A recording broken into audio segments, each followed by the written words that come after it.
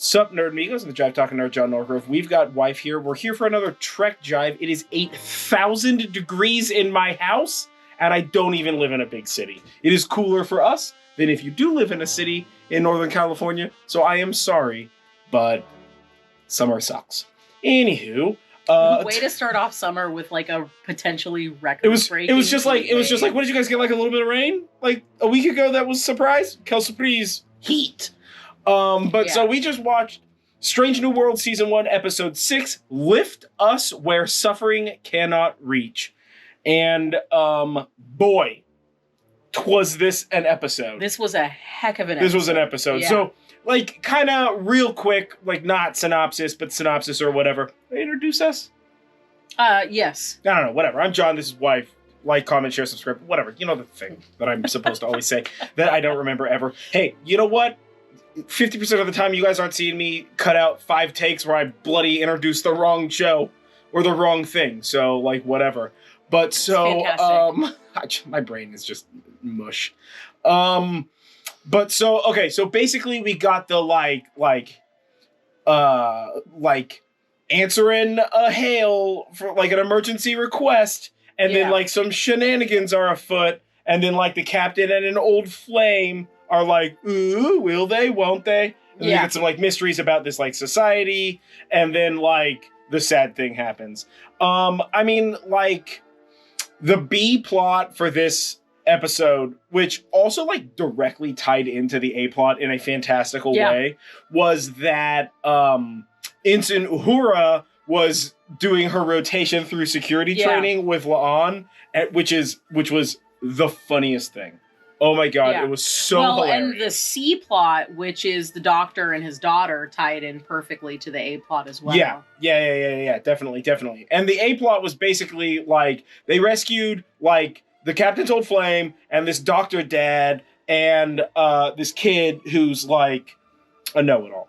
But he's also, like, religiously important or whatever. And so there's, like, all kind of mystery around that, and they gotta get back to, like, they saved them, but the ship, like, got destroyed, and they gotta get back to the planet to, like, so he can go through the ceremony of ascension. And then, like, the kid tries to get kidnapped, and, like, and he's, like, wicked smart or whatever. Yeah. And then, like, the captain, hooks up with his old flame or whatever. Like, it sounds like they, like, and didn't have the opportunity before. Maybe you could come live here with me maybe you can stay with me forever. Like, maybe you be stay-at-home Pike, and I'll be business Alara. Business religious leader. Business religious leader Alara or whatever. And he's just like, woo, you know, woo. But then come to find out, now she's a bad guy.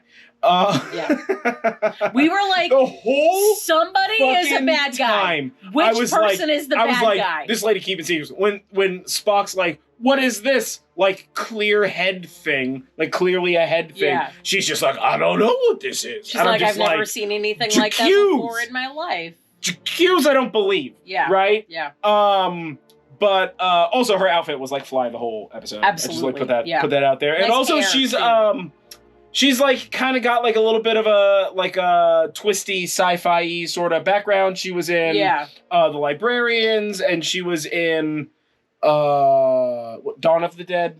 Yeah, that's not sci-fi. I know. I'm just thinking of the other stuff. I'm trying to think of the other one that she was in that my brain is just skipping over right now. Whatever. She's been in a bunch of stuff that we've seen, or at least that I've seen. Yeah. But so that was dope seeing her, like, come back. But, like, yeah, the whole time she was, like, kind of sneaky. And then, like, the doctor dad was, like, crazy sneaky. Was very sneaky. And then, of course, they get, like, he's just like, we gotta go to the Ascension ceremony. Snooched. And so he gets, like, snooched. And then they, like, the ship that was supposedly stole them, like, blew up or some shit. Which, like, I feel like they were just like, you're right, the tractor beam fucking did it. Like, are bad, but, like, that felt hella stage. Yeah. You know? So, like, I don't believe, but whatever. Yeah. You know? Yeah. But things were not adding up. Things were definitely not adding up. And then, Alara's like, Pike, I know that, like, nobody that's not from our planet, and even people from our planet, aren't allowed to go to this ceremony, but, like, I'm gonna let you go to this ceremony because I'm trying to convince you to, like, quit your job and move in with me forever here. Yeah. Whatever. the like insane. Her allowing him into the Ascension like room or whatever felt so much like a Bond villain being like, now that I have you strapped to this table with lasers, here's a fucking sharks. PowerPoint presentation of my evil plan and all of its details. I'm just like, honey, if you had lied better a little, I mean, he wouldn't have stayed, obviously, but like at least he wouldn't have like, I guess, broke her heart. Like, it ends with her, like, crying, and I'm just like, you don't have to be sad, man. You're a kid killer. Like, fuck you. Like, I get the Spockian, like, needs of the many outweigh the needs of the few part, but, like, I don't know, guys. Sketch. Yeah. Sketch-mo. Super sketch. You know? I think that's the whole reason why that whole, like, civilization didn't join the Federation. Like, they play a big game about being super secretive, but like, it's because they're like very aware of the fact that they're doing something horrifying wrong. Every person goes to bed at night being like, oh, remember that cute kid that we hooked up to a machine and like stealing his soul or whatever? Yeah. But like, I don't know. This sort of felt like a Twilight Zone episode. It was sort of Twilighty. Yeah. It brings up like this. It does an okay job bringing up the idea that like, okay, let's assume that we found burial chamber number 7 in the pyramid, and it says like insert kid into chair, kid gets juiced, everybody gets superpowers, or fucking like everybody's happy, infinite peace, all the technology. Like replicators and like there's no more disease and all this kind of stuff. Like, is it okay for a society to sacrifice a kid to the fucking doom chair? Right? That's the question they're posing. Yeah. In not so like modern lame parlance. Yeah. Well, I mean, right? I think that it's very much like holding up a lens to the gun violence argument. Well, I think it's holding up a lens to they made a bunch. Prior to the most recent things that are happening. Like if you're listening to this when this came out, there's been a lot of like mass shootings within the last several months, and it's been a very hot topic. So to me, this is like, isn't there something better that they can do to sacrifice children than to sacrifice children to keep their society going? Yeah. I mean, I don't know that this is. I don't know that this has any like direct correlative logic but it to the gun violence thing. I think that's with current events. I think that it's a completely separate thing. Right? It might be. I think it's a completely different thing because they are not only more actively aware that like the chair is juicing a kid, right? But also it's one kid. Now we don't know the frequency. Maybe they got to replace this kid once a month. Maybe they got to replace this kid once a year. Maybe they got to replace this kid once a decade. That was never made clear, right? Yeah. But I mean, the greater moral question is: are you willing to sacrifice a child for the greater good, for lack of better words? And then also, like, it sets up this precedent where society, their system, is like, has this whole pomp and religion and circumstance around sacrificing this kid so as to, like, really make them feel better. Yeah. It's that idea that, like, what's the saying? It's like a funerals for the living. Oh, yeah. Sort of a thing. For the living. Yeah. It's like that sort of a thing. So, like, it poses some interesting questions. I mean, I'm pretty much with Pike on this one. Like, fucking find a better way, or, like, don't fucking do it. Yeah. But, again, Laura said that her research was specifically trying to find a way not to use the kid, like, to do something other than to juice a kid. But, like, the only thing you can do, juice a kid. Right? Yeah. The people who built the place set it up that way, and the technology's so advanced that we don't understand how it works, but it needs to be a kid who's juiced. Like, you can't juice an adult, can't juice a robot, whatever. Yeah. Right? I mean, like there's a part of me is just like, what about, like, 20 kids? And then they're not juiced, but they're just, like, a little tired. Yeah. Can we, like, just hire some kids out? Is that better? What's going on? But again, they didn't give us a lot of context clues on the technology. So we have to assume that, like, all of the situations being presented are the only plausible. Like, there's no loophole. Yeah. Right? There's no, like, well, if you hook up 100 kids Borg style in a hive mind, then, like, the system works, and the kids are just, like, a little snookered out at 8 o'clock. So, like, it's okay. You know, like, you see what I'm saying? Yeah. Right? Because she talks about it using, like, the kid's neural network or some nonsense.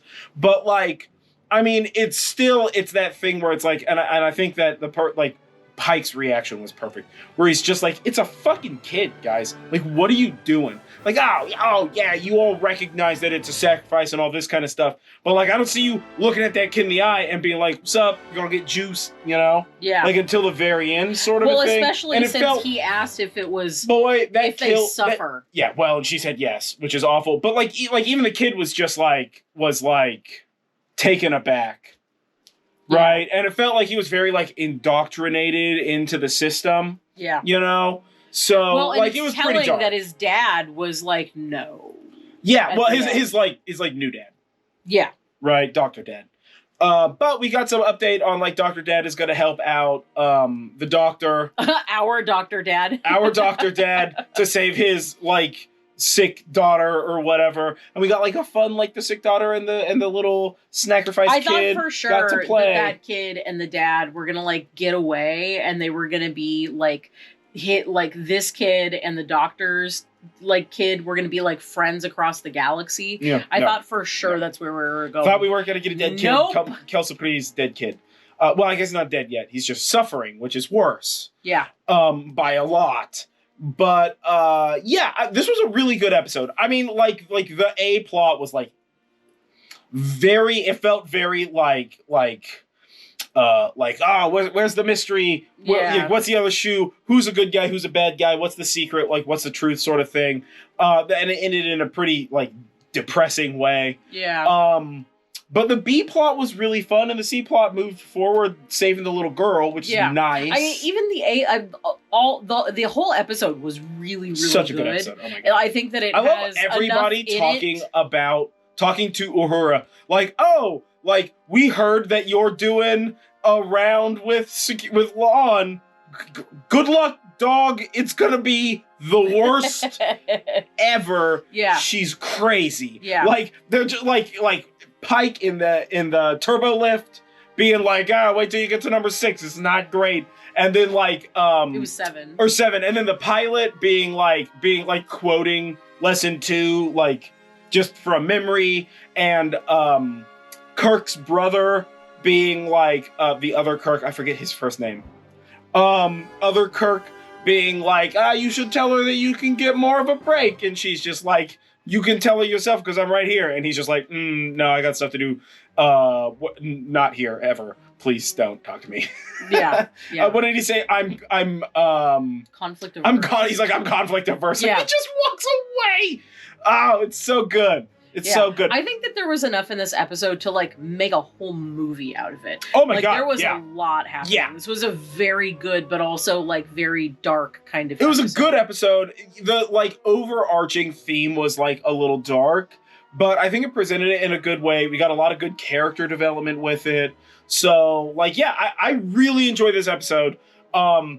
It's no Spock-a-mock. There were not enough shenanigans in my opinion, but whatever, you know. But yeah, this was still a good episode. Yeah. Also, I just want to talk about the fact that the alien species, like Imperial Guard or whatever, used weird staff things that fired a bolt of energy, much like the guards in Stargate, where they've got the blaster pole thing, except for the one in Stargate punches a hole in you, and this one turns you into fucking glitter. Dude, they glittered that dude. He was just like, ka-chow! That dude was like glowing lights for a minute and then gone. And then like they're running away, and I'm just like, whoa, fucking don't chase that guy. That thing's horrifying. Like, what the heck was that, man? So, like, that was like, I mean, not funny. That person died theoretically, but like, it was hilarious. because it was so, like generally you expect somebody to be like, I got shot, or like, especially with like phasers and stuff like that. No, he just got fucking vaporized. Which was hilarious. But yeah, this is a great episode. Yeah, it's a great episode. Absolutely. What did you think of this episode? What do you think about like, I feel like this is maybe Strange New World's first like big moral question kind of episode. Yeah, I think so. Which is good. It's very TOS. It's very TNG. I'm very into it. I mean, it's vaguely Voyager. You know. Yeah. Well, I mean, Spock Amok was like a very moral questiony kind of episode, but that was like done in sort of a funny vein. Yeah, I mean, I guess I don't know. It's not the same. Like, I feel like this one is the first. Like, we're gonna go deep. It's gonna get dark. Yeah. But yeah, no, I thought this was great. What did you think about it? Let us know below. How do you feel about Strange New Worlds thus far? I'm in love with it. I'm afraid, though, that if Pike's hair gets any taller, he's going to have to start ducking to get into the turbolift and, like, through the doors and stuff. Yeah. So, cool the hair gel, my guy. I'm here for big hair Pike. I'm so in for it. I'm so in for it. Like, I don't care. I'm fucking in love with Pike. He's such a cool captain. Yeah. Like, he's so much fun. But his hair, just in this episode, was just like in that first scene. It's gotten taller in every episode, I'm telling you. It was, oh my god, what is it? Like Johnny Bravo hair. Yeah, you know, it's just like, it was very Johnny Bravo. It was great. It was great. It was great. But, yeah, either way, I've been John Norgrove. This has been Wife. This has been Trek Jive. We watched Star Trek Strange New Worlds, Season 1, Episode 6. Lift us up where suffering cannot reach.